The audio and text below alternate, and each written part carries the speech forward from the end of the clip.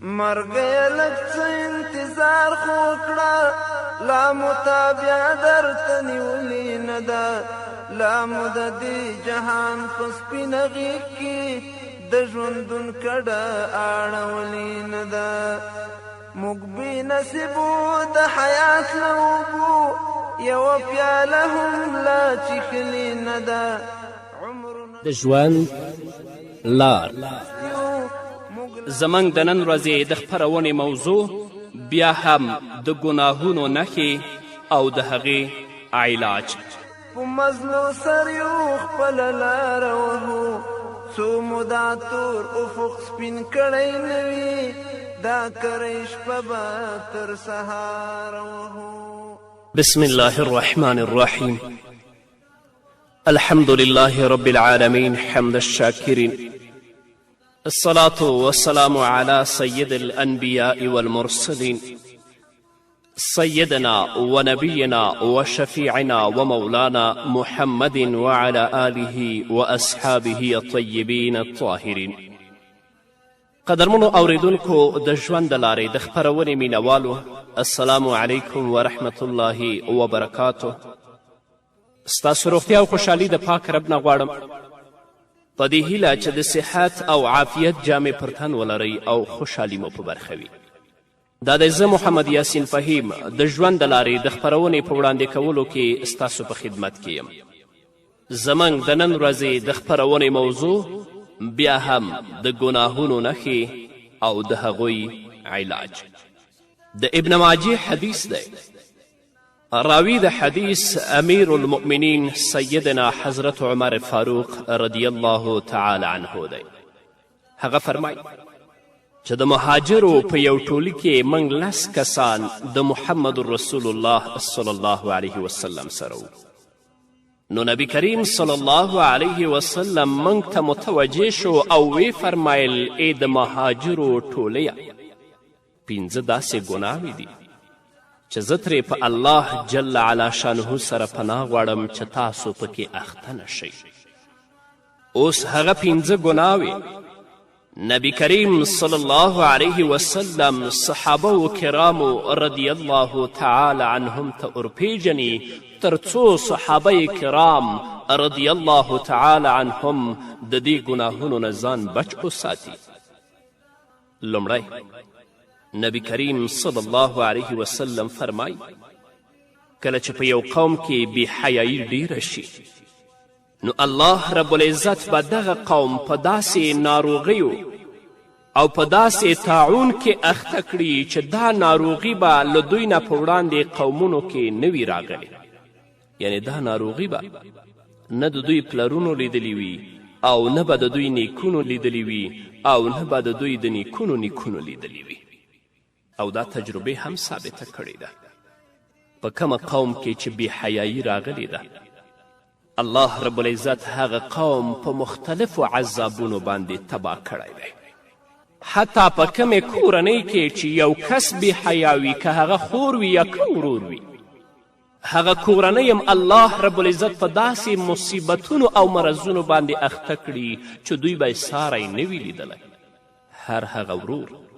چې د الله رب العزت د حکمونو او د الله رب العزت د اوامرو پابند نه وي، هغه بې حیا دی. هر هغه ورور چې هغه د خپلو سترګو او همدارنګه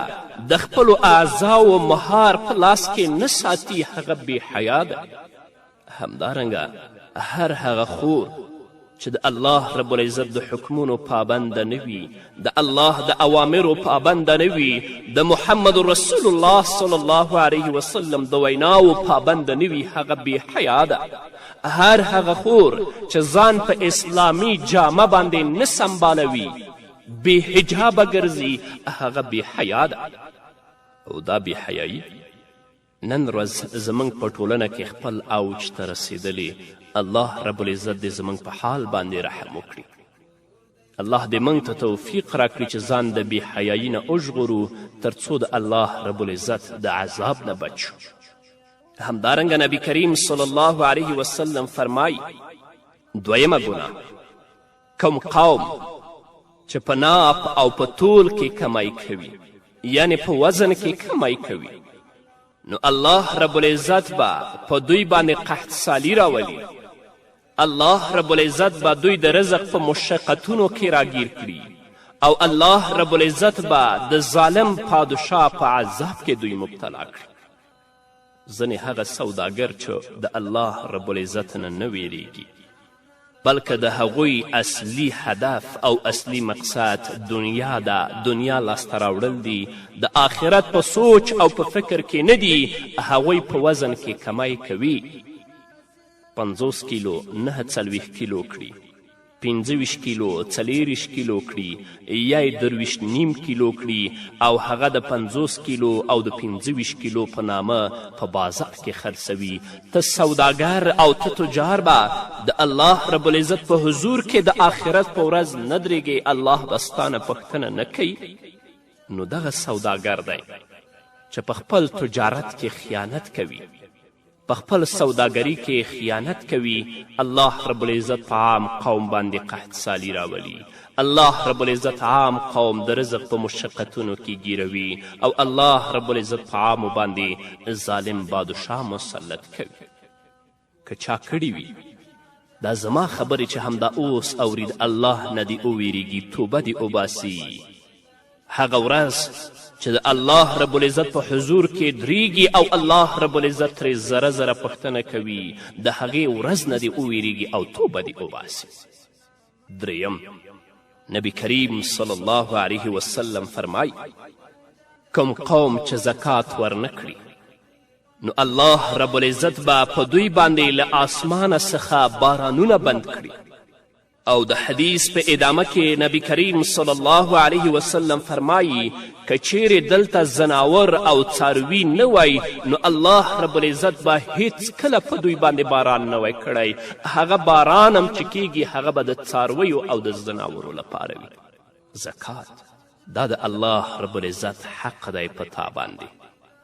دا د الله رب العزت حق دی ستا په مال کې چې دا به فقراو او مساکینو ته ورکوي. او هغه نعمت د مال چې الله رب العزت تا ته درکړی د هغه نعمت شکرانه به د الله رب العزت د حق په ادا کولو سره ادا کوي.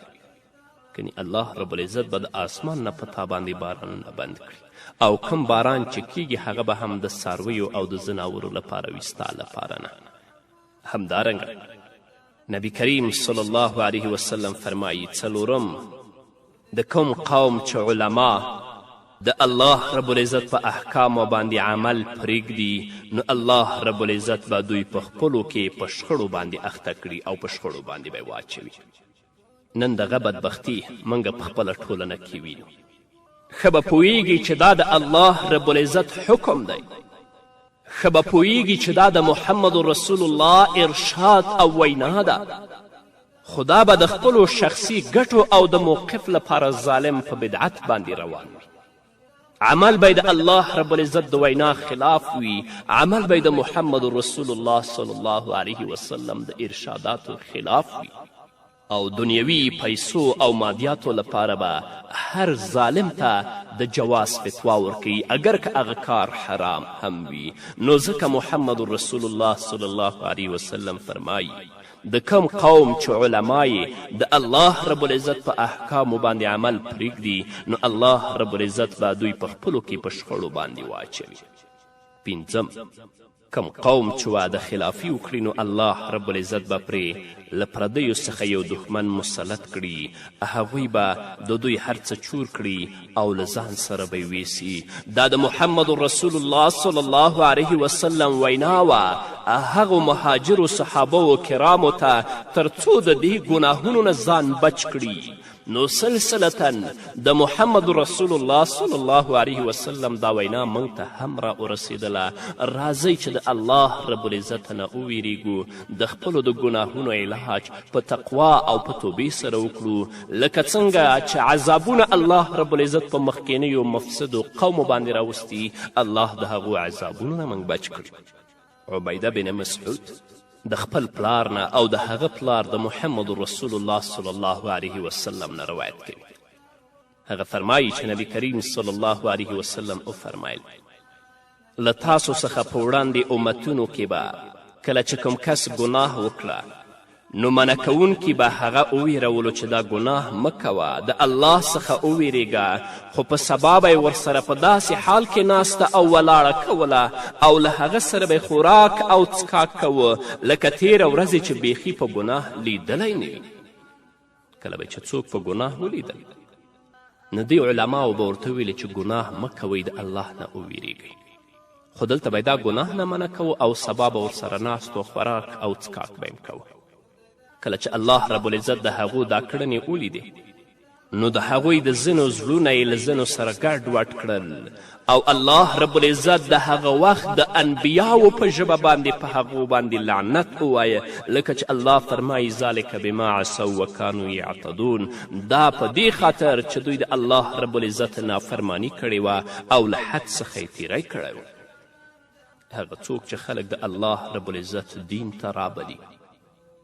د الله رب العزت کلام او د محمد رسول الله احادیث بیانوي، باید د هغو ناسته ولاړه د مفسدینو سره نه وي. او کله دې چې په ګناه ولیدل د ګناه معنی شه، داسې نه چې په هر ځای کې ته ورسره شریک کړي. که الله رب العزت اصلاح که د الله د حکمونو د رسول الله د سنتو پابند شه، بیا ورسره کینه. او که هغه په خپل فساد باندې مصر و، خپل فساد ته ادامه ورکوله، نو ته ترې لاره بیله کړه. زه حقانی علماو ته کامل احترام لرم، زما سر و سترګې دي، لکن هغه ظالمان چې د عالم په جامه کې د عالم نوم بدوي، الله دې اول ورته هدایت وکړي، که قابل د هدایت نه الله دې دې نړۍ نه لرې کړي. تاسې یقین وکړئ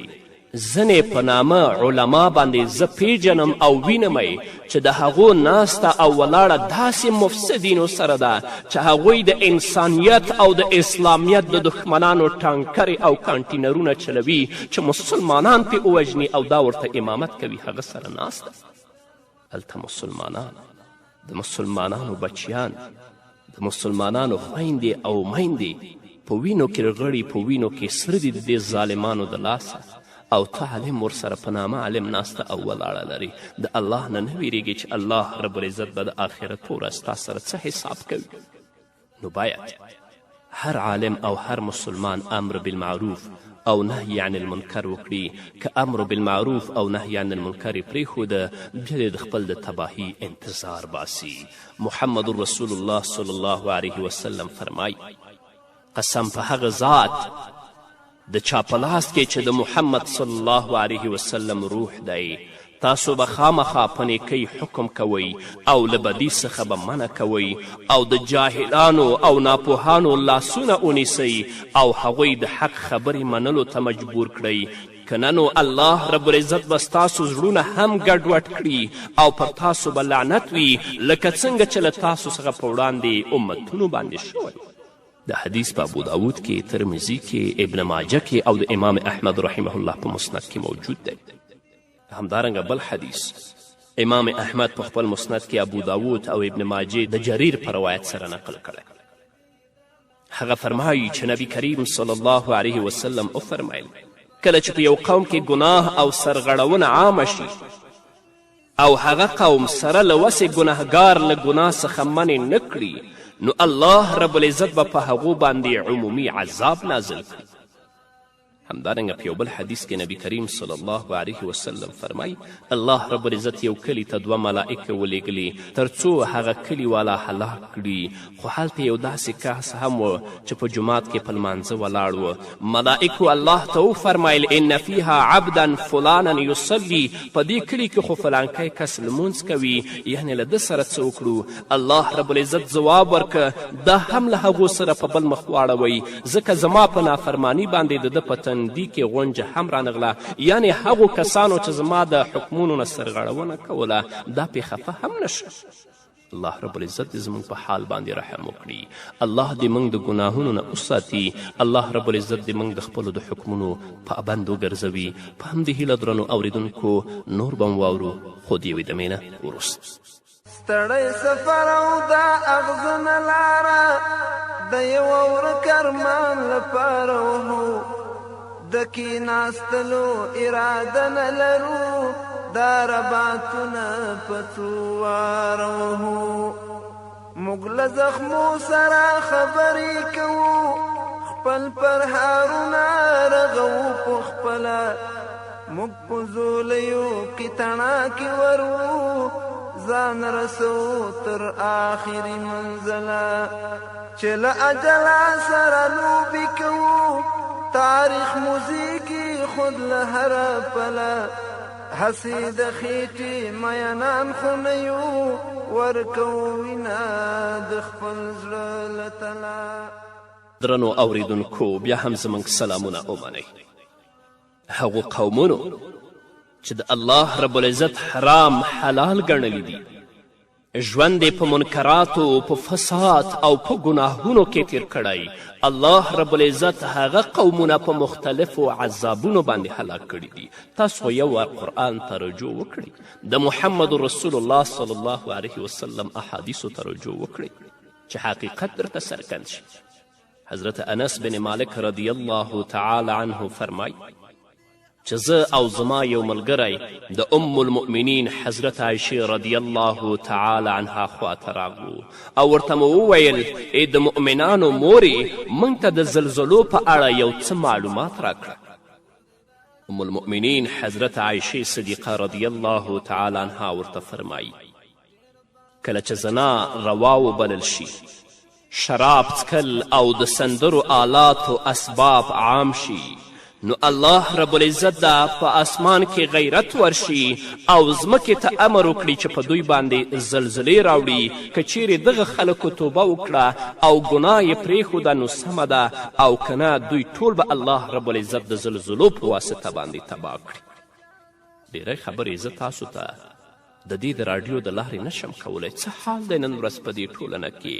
په عمومي بڼه په اسلامي ټولنه کې څه نه دي چې نه ترسره کیږي. دا چې الله رب العزت په موږ باندې د آسمان نه کاڼي نه وروي دا هم د الله فضل دی په موږ باندې. زنا او شراب خو خپل اوج ته رسیدلي. موسیقي خو پرېږده چې په هرې کورنۍ کې اوس یو ډم پیدا شوی دی او که ډم پکې نه وي هغه د ډمتوب آلات و اسباب په هغه کور کې ضرور پراته دي. حتی ځینې خو دومره ظالمان دي دین ته خائن دي چې د الله یاد په موسیقي سره کوي.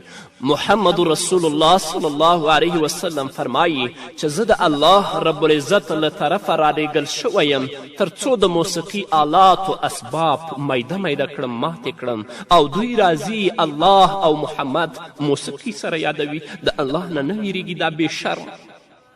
دنیا ژوند ډیر محدود ژوند دی. دنیا ژوند ډیر لنډ ژوند دی. راځئ د الله نه وویریږئ. راځئ د الله د حکمونو پابند شئ. د محمد رسول الله صلی الله علیه وسلم د سنتو پابند شئ. کنه د آخرت په ورځ به الله رب العزت تاسې خپل حضور کې دروي او الله به درنه ستاسو د ژوند او ستاسو د عملونو ذره ذره پوښتنه کوي. د دې پر ځای چې ته موسیقي واورې د الله رب العزت کلام واوره د محمد رسول الله صلی الله علیه وسلم احادیث واوره چې الله درنه راضي شي. خو نن اکثره خلک په دې ټولنه کې د الله نه دومره لرې شوي دي چې یو ډم ته چې الله په هغه باندې لعنت وایي رسول الله په هغه باندې لعنت وایي هغه مفسد ته قدر او عزت ورکول کیږي یو عالم ته په هغه اندازه باندې نه ورکول کیږي. الله دې په موږ رحم وکړي. ابن مسعود رضی الله تعالی عنه فرمای کله چې ام المؤمنین حضرت عایشې رضی الله تعالی عنها دا خبره وکړه نو موږ ورته ویلې ای د مؤمنانو مورې آیا دا د هغو لپاره عذاب دی؟ ځواب یې راکه بل موعظة ورحمة للمؤمنین ونکالا وعذابا وسختا علی الکافرین. نه بلکه دا د خو د مؤمنانو لپاره نصیحت او رحمت دی او د کافرانو او د مفسدینو لپاره عذاب او د عبرت مقام دی. نو نن ورځ چې مسلمانان په څومره بدبختیو کې گیر دي دا ټول د مسلمانانو د خپلو د اعمالو نتیجې دي. حسن بصری رحمه الله فرمای کله چې الله رب العزت یو قوم سره د ښېګڼې اراده کوي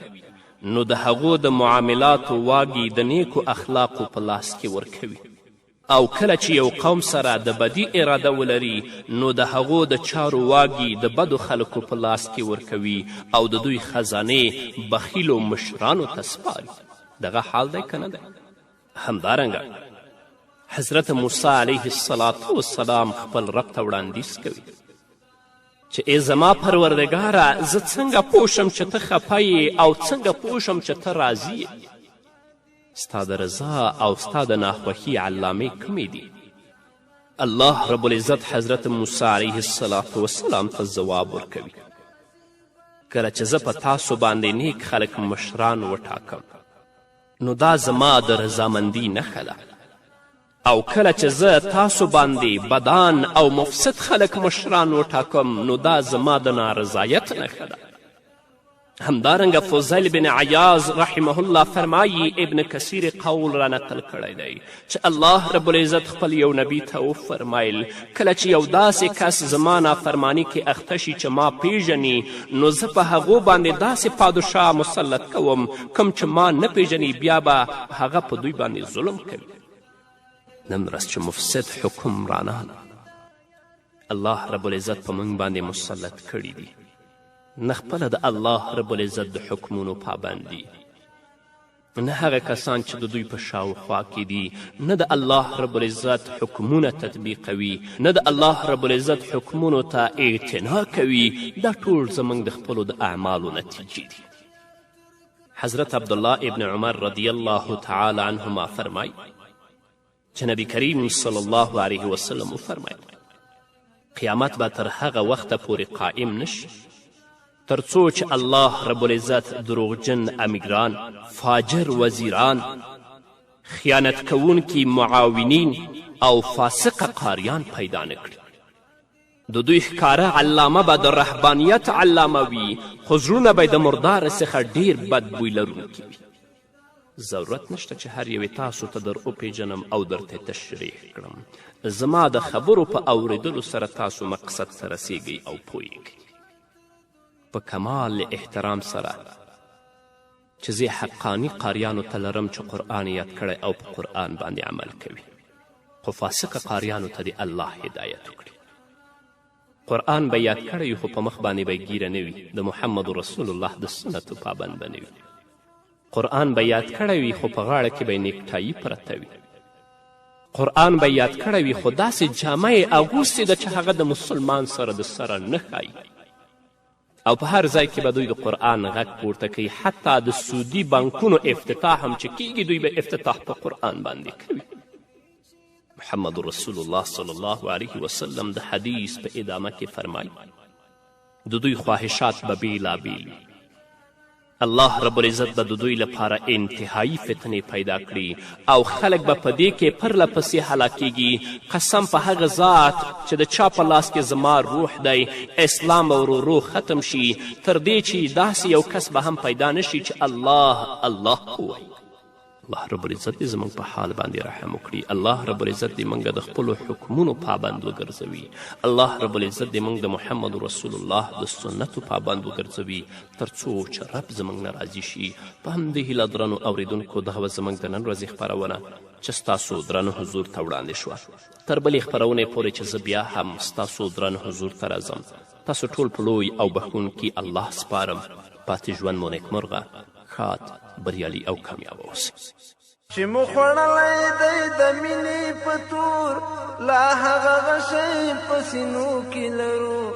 د پاکې مینې قاتلان لټوو لا د کسات لمبې په زړو کې لرو لا مو په وینو کې جذبې تودې دي دومره احساس لا په رګو کې لرو چې له دردو ترجماني پرې وکړو لا دومره ژبې خو په خولو کې لرو مچو خاورې د جانان د قدم ځکه هر چا ته لیوني ښکارېږو موږ مسافر یو د یوې بلې دنیا په دې جهان کې موږ پردي ښکارېږو پر ګریوانه روغه تڼۍ نه لرو له دې رواجه پخواني ښکارېږو زموږ نارو ته یې بل رنګ ورکړی د هر چا سترګو کې هغې ښکارېږو زموږ پر پلونو ایرې مه اچوئ په دې هر پل کې خاطرې پرتې دي دغه د وینو څاڅکي مورانوي دلته د هیلو خزانې پرتې دي دغه زرینې کرښې مه ګډوئ دلته یوه دنیا قصې پرتې دي دا د پیړیو ډیران مه بادوئ پکې ترخې ترخې صحنې پرتې دي راته تکلیف د زندان مه یادوئ مونږ اللهو په زولنو کې کوو تاسې زموږ په ژبه نه پوهېږئ موږ ترنم پټ په سلګو کې کوو زموږ له مخه اوښکې مه پاکوئ موږ ملاقات په اسویلو کې کوو ذاکره پټ ساتو خواږه دردونه خپل غم او ویر په ترانو کې کوو